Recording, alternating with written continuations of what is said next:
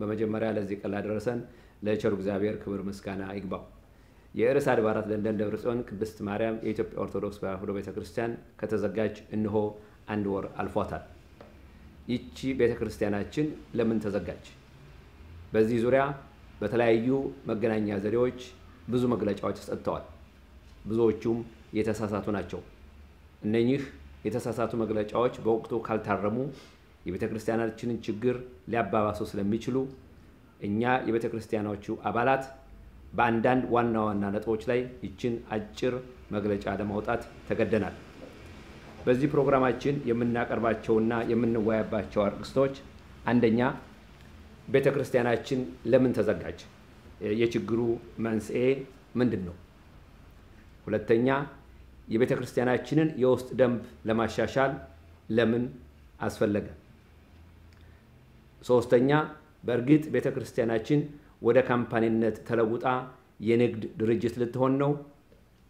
አራተኛ እንደሚባለው ረቂቅ የውስጥ ደንቡ ቤተክርስቲያናችንን ከቅዱስ ሲኖዶስ የሚለያት ነው? አምስተኛ በእርግጥ የቤተክርስቲያናችን ችግር የተፈጠረው በፖለቲከኞች ነው?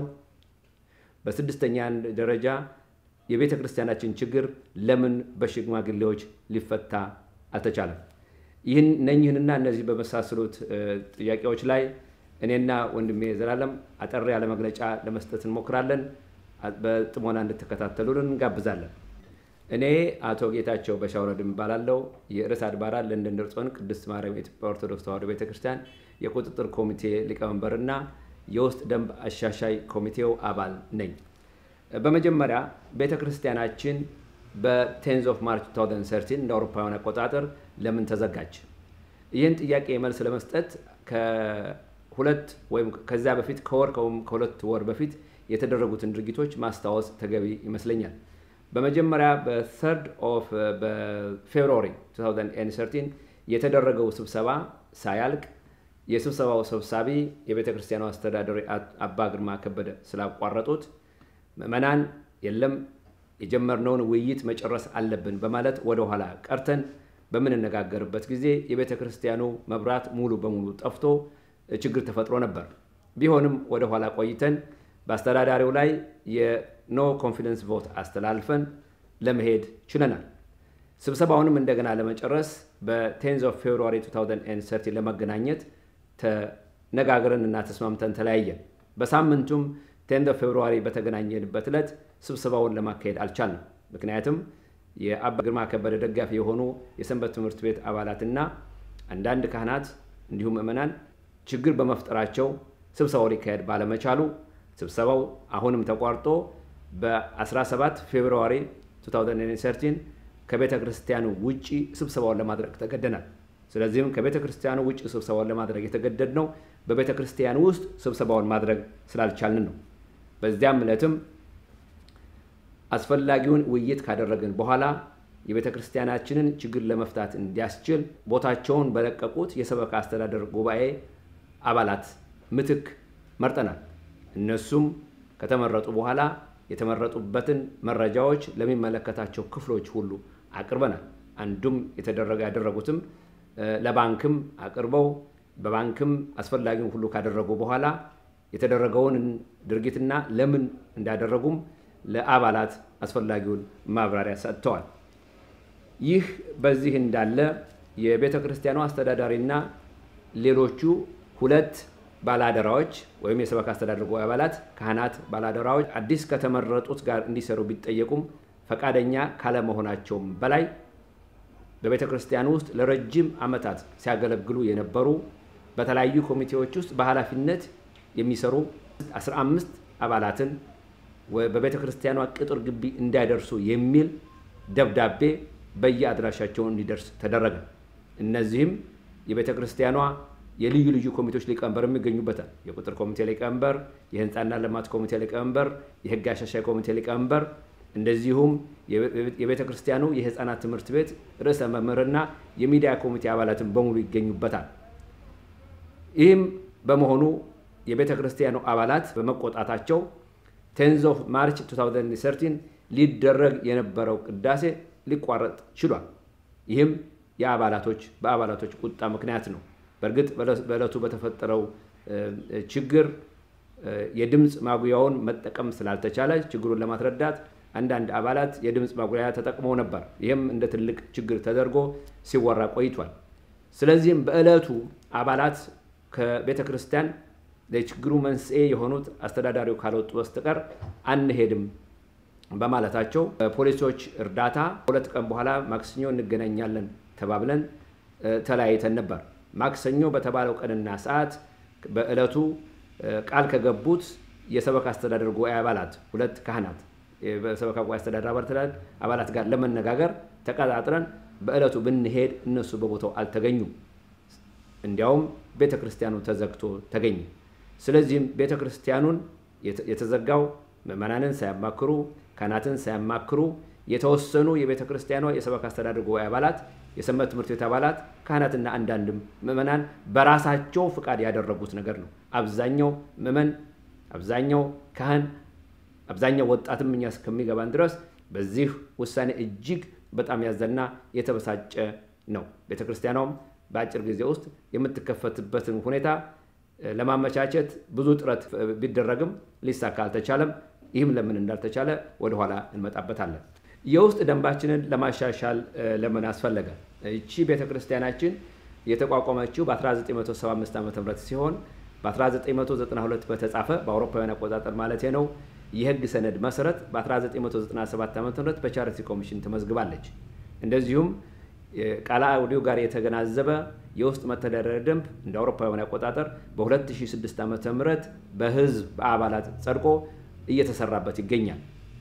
ነገር ግን ከ2006 ዓ.ም በኋላ በቤተክርስቲያናችን ውስጥ ከፍተኛ እድገት ታይቷል።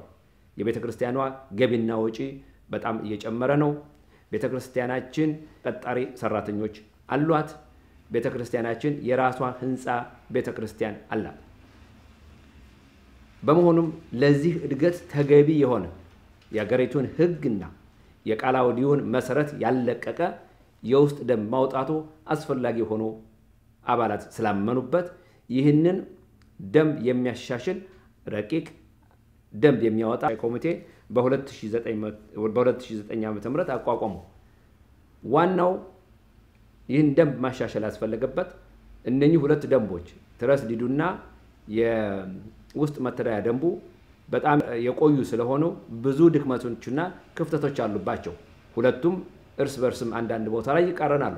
ስለዚህም እነዚህ አሁን ካለንበት እድገት አንፃር የሚስተካከሉበትን መንገድ ለማመቻቸት ቤተክርስቲያናችን በአሁኑ ሰዓት የራሷ ንብረት ቢኖራትም ንብረቱ ህንጻውም ሆነ የመኖሪያ ቤቱ በ4 ግለሰቦች የህግ ባለቤትነት ስለሚገኝ ይህ ህንጻ በቤተክርስቲያኗ በራሷ ስም የሚያዝበትን መንገድ ለማግኘት የቤተክርስቲያናችን የገቢና የወጪ እድገት እየጨመረ በመምጣቱም ይሄንንም ገቢና ወጪ ቁጥጥር በሚገባ መንገድ ለማስተካከል እንዲቻል ሌሎችንም ለቤተክርስቲያናችን አስፈላጊ ናቸው የሚባሉ የውስጥ መመሪያዎችን ሄልዝ ኤንድ ሴፍቲ ሲአርቢ ቼክ ሌሎችንም የሚያሟላ የውስጥ ደንብ ለማዘጋጀት አባላት አምነውበት በአባላት ውሳኔ ኮሚቴ ተቋቁሞ ከ3 ዓመት በፊት የተጀመረ የውስጥ ደንብ ማርቀቅ ስነ ስርዓት ነው። የውስጥ ደንቡ ከረቀቀ በኋላ ለአባላት ቀርቧል። ችግሩ በውስጥ ደንቡ ውስጥ ያለው ሳይሆን ወሳኝ አካሉ ማን ነው? ረቂቅ ቀርቧል። ረቂቁ ሊሻሻል ሊጣል ሊጨመርበት ሊቀነስበት ይችላል። ችግሩ ግን የቤተክርስቲያኑ አስተዳዳሪና ደጋፊዎቻቸው ይሄንን ባለመቀበላቸው ነው። መፍትሄ የሚሰጠው ጠቅላላ መንፈሳዊ ጉባኤው ሳይሆን ጥቂት ካህናት ጥቂት ምዕመናን ወይም ጥቂት የሰንበት ትምህርት ቤት አባላት ናቸው የሚል የተሳሳተ አስተሳሰብና አመለካከት በመኖር ነው። ስለዚህም ለችግሩ መፍትሄ ሊሆን የሚችለው ይህ የቀረበ ረቂቅ ለህዝብ ለአባላት እንደገና ቀርቦ ተወያይተውበት የመጨረሻ ውሳኔ እንዲሰጡበት ማድረግ ነው። ሁላችንም ፍላጎታችንና ጥረታችን ይህ ብቻ ነው። ከዚህ የተለየ ሌላ ዓላማ የለንም። በሶስተኛ ደረጃ ቤተክርስቲያናችን ተለውጣ ወደ ካምፓኒነት ተለውጣ የንግድ ድርጅት ልትሆን ነው እየተባለ ይወራል። ይህ በእርግጥ እውነት ነው? ሊሆን አይችልም። መሆንም የለበትም። ቤተክርስቲያን የንግድ ድርጅት ልትሆን አትችልም። ቤተክርስቲያናችን ቤተክርስቲያን ናት። በዚሁም ትቀጥላለች። እኛ ምእመናን ቤተክርስቲያናችንን ወደ ንግድ ድርጅት የመለወጥ ፍላጎት ዓላማ የለንም፣ ሊኖረንም አይችልም። ነገር ግን ቤተክርስቲያናችን በእንግሊዝ አገር ሕግ መሰረት በቻሪቲ ኮሚሽን ተመዝግባ ትገኛለች። የተመዘገበችው እንደ ትረስት በመሆኑ ሕጋዊ ሰውነት የላትም። በስሟ ንብረት መያዝ አትችልም። በስሟ ውል መዋል አትችልም። ምክንያቱም ይህንን ሊያደርጉ የሚችሉት ሁለት አካላቶች ናቸው። አንድ ግለሰቦች ናቸው፣ ሁለት ደግሞ ካምፓኒ ነው። ለዚህም ነው የቤተክርስቲያናችን ንብረት በአሁኑ ሰዓት በአራት ግለሰቦች የሕግ ባለቤትነት የተያዘው። ስለዚህም ይህንን ችግር ለመፍታት መንግስት ያጸደቀው ቻሪታብል ካምፓኒ ሊሚትድ ባይ ጋራንቲ የሚባል ለበጎ አድራጎት ድርጅቶች እንደ ቤተክርስቲያን ላሉ የሚስማማ ድርጅት አሰራር አለ። ይህ ግን ከንግድ ድርጅት ፈጽሞ የተለየ ነው። ድርጅቱን ለማቋቋም ቻሪታብል ካምፓኒ ሊሚትድ ባይ ጋራንቲ ለማቋቋም በእርግጥ በካምፓኒ ሃውስ መመዝገብ ቢያስፈልግም ከዚህ ውጪ እንደ አሁኑ ትረስት ሆና ቤተክርስቲያኗ እንደተመዘገበችው የቤተክርስቲያኗን የቻሪቲ ስራ ከበላይ ሆኖ በዚህ በእንግሊዝ አገር ሕግ መሰረት አስፈላጊውን ቁጥጥር የሚያደርገው የቻሪቲ ኮሚሽን ነው። ይህ ከ1997 ዓ.ም እንደ አውሮፓውያን አቆጣጠር ጀምሮ ስንከተለው የነበረው ነው። የተለወጠ ነገር የለው። ስለዚህም ይህንን ቻሪታብል ካምፓኒ ሊሚትድ ባይ ጋራንቲ ማድረግ ቤተክርስቲያናችን በራሷ ስም ንብረቷን እንድትይዝ ያደርጋታል። በራሷ ስም ውል መዋልም ትችላለች። ከዚህ የተለየ ነገር የለም። ሃይማኖታችንን የሚነካ ነገር የለም። ቻሪታብል ካምፓኒ በሆን ምስጢራተ ቤተክርስቲያንን ያፈርሳል። ቅዳሴ ማድረግ አይቻልም። ክርስትና ማስነሳት አይቻልም። ምስጢራተ ቁርባን ይፈርሳል። ይሄ ሁሉ ስህተት ነው። በሃይማኖታችን ውስጥ የሚገባብን የለም። ይህ ቢሆን ማኖሮ እኛም ክርስቲያኖች ነን።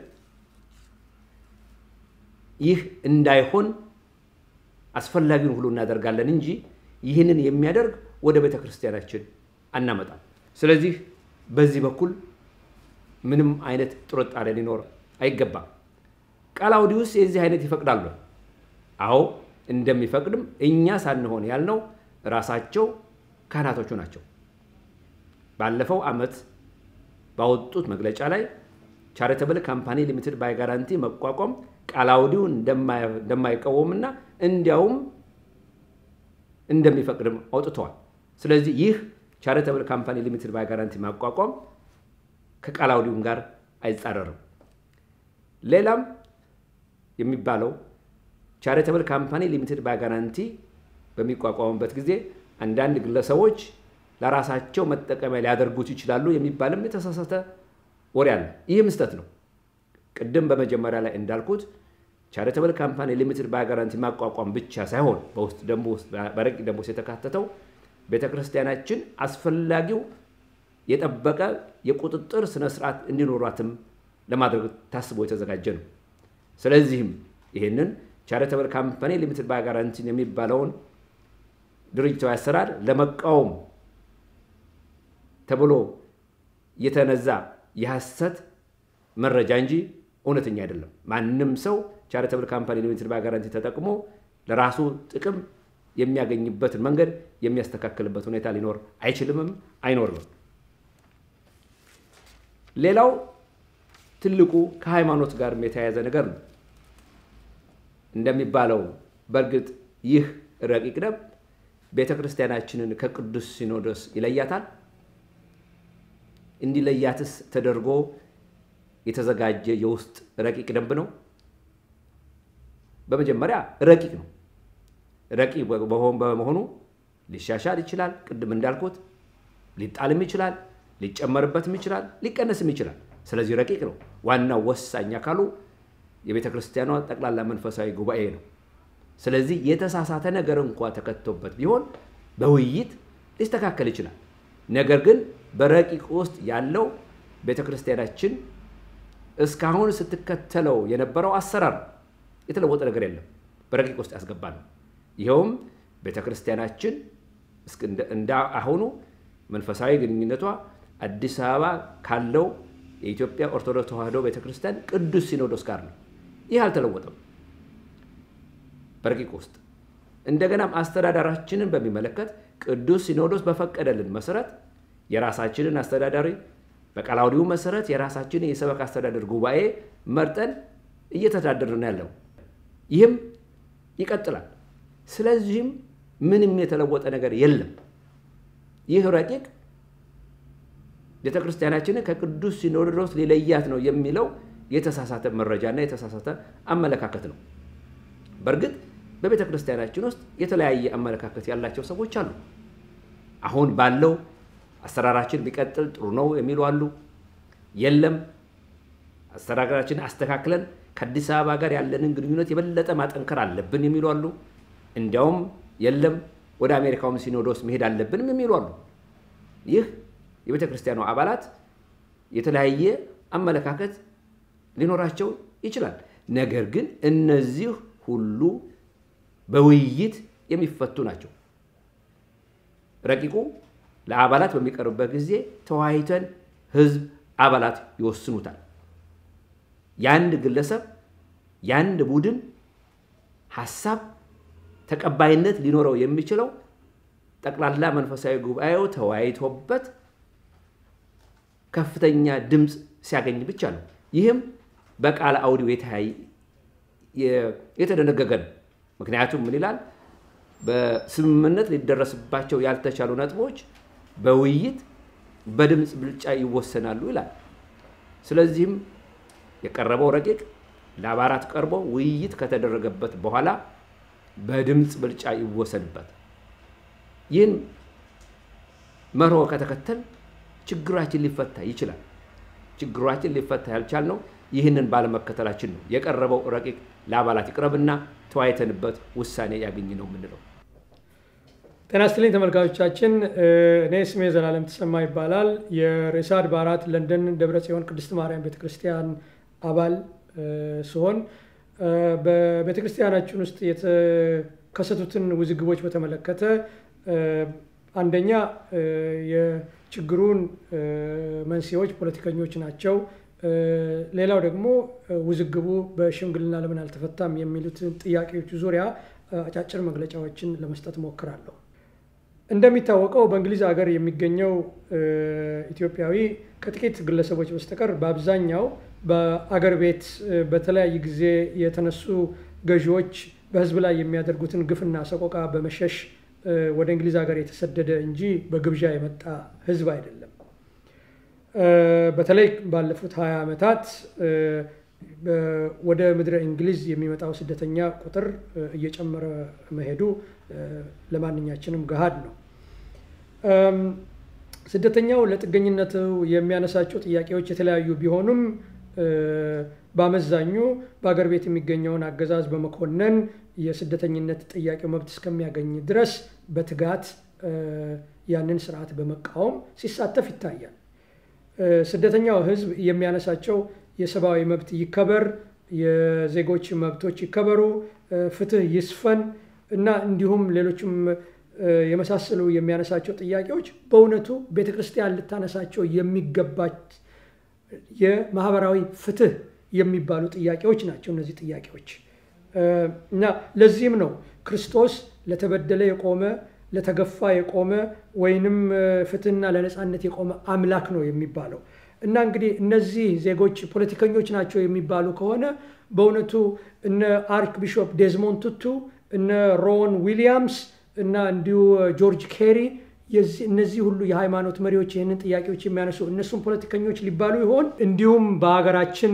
ለሰው ልጅ ክብርና ለአገር ነጻነት ሲሉ ህይወታቸውን የሰው እና አቡነ ጴጥሮስ እና አቡነ ሚካኤል እነሱ ሁሉ ፖለቲከኞች ሊባሉ ነው ማለት ነው ስለዚህም የሰብአዊ መብትን እና የዜጎችን የመብት ጥያቄ የሚያነሱት ክርስቲያኖች ይህንን የሚያደርጉት ክርስቲያናዊ ግዴታቸው እንደሆነ በማመን ነው።